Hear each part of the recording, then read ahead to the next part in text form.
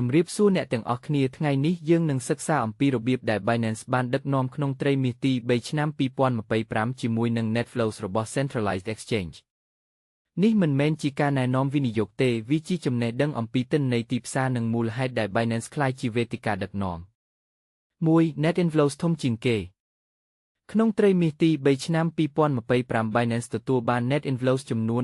14.8 ពាន់លាន USD ដែលខ្ពស់ជាងគេបើប្រៀបធៀប Exchange 10បន្ទាប់ទទួលបានត្រឹមតែ94លាន USD ប៉ុណ្ណោះមានន័យថា Binance ទទួលបានជាង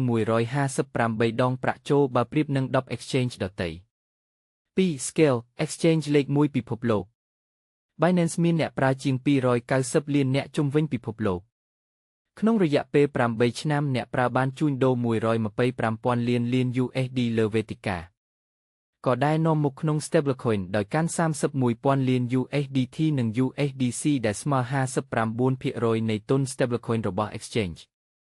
3. Compliance មានអាជ្ញាប័ណ្ណច្រើនជាងគេ Binance មានអាជ្ញាប័ណ្ណចំនួន22ដែលច្រើនជាង Exchange ដទៃក្រុមការងារជាង280នាក់ប្រហែល22% ធ្វើការទៅលើ Compliance មាន Surveillance 24 កក្កដានិងបច្ចេកវិទ្យាដើម្បីការពារនេះធ្វើឲ្យអ្នកប្រើនិងស្ថាប័នទុកចិត្តបាន 4. Security ការពារអ្នកប្រើ Binance មាន Safety Fund ជាង 1,000 លាន USD Controls បានការពារការបាត់បង់ជាង 10,000 លាន USD ក្នុង 2.5 ឆ្នាំចាប់តាំងពី2022 Binance ជួយបង្កាប់និងយកវិញបាន230លាន USD ជាមួយអាជ្ញាធរ 5. Innovation OPH និង Web3 Gateway Binance offer bug listing 152ដែលប្រហែល 47.5% ទៅ Features និង 15% ទៅ Spot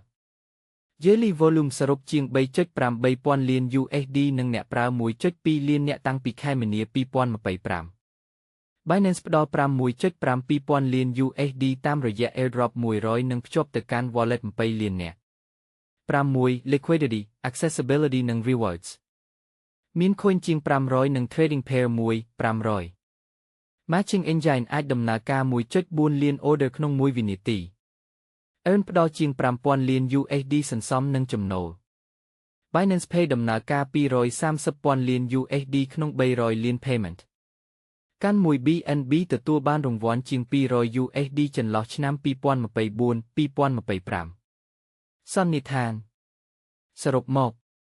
Binance Net Flows ក្នុងត្រីមាសទី3ឆ្នាំ2025 14.8 ពាន់លាន USD ប្រៀបនឹង94លាន USD Exchange 10បន្ទាប់ Binance ធំជាងគេក្នុង Scale Compliance និង Security Alpha និង Web3 Integration បង្ហាញពី Innovation អ្នកប្រើទទួលបាន Liquidity Accessibility និង Rewards Binance បង្ហាញថាក្នុងត្រីមាសទី3ឆ្នាំ2025កត្តា Scale Trust និង Innovation ជួយឲ្យវាកាន់កាប់ប្រាក់ចូលច្រើនជាងគេនៅទីផ្សាររួចបំពេញកូដដើម្បីយករង្វាន់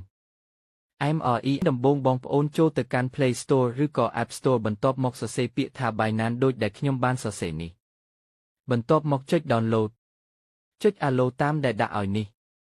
រួចចុចយកខាងក្រោមគេបន្ទាប់មកបំពេញលេខទូរស័ព្ទឬក៏ Email បើសិនជាចេញមកបែបនេះចុចតាមបែបនេះ